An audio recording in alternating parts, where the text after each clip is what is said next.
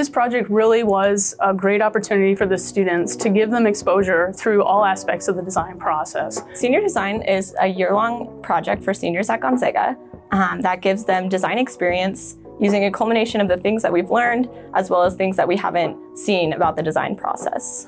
The structure we designed is a small structure meant for Gonzaga's campus with the goal of educating the community about structural design. Its intent was that future civil engineering students could use it to help them understand connection design, piece design, as well as precast concrete as a whole. Our design process starts by getting an architectural drawing. Once we have that drawing, we need to determine the loads that act on the structure. The load each piece takes was calculated through following the load path throughout the entire structure. This includes gravity loads, which are pulling the building down, and lateral loads, which are trying to push it over.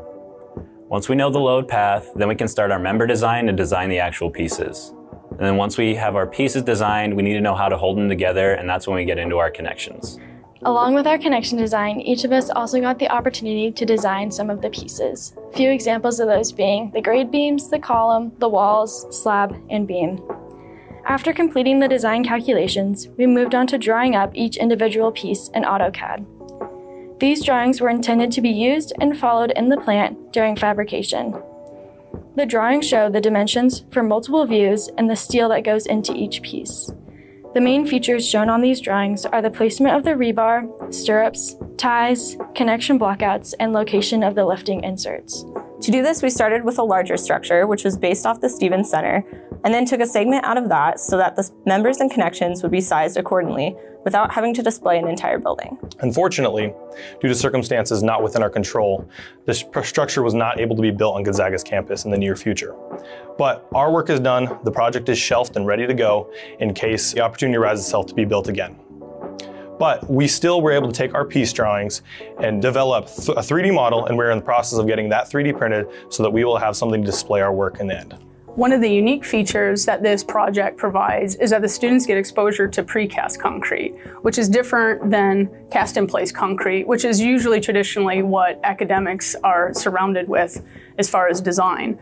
With precast concrete, there's a lot of other things that they have to take into consideration, some of which are the loading conditions. So while the final condition that the precast piece will be in will result from the loads that they would see in any other building, the other considerations would be for lifting and stripping and for transporting that piece to the site.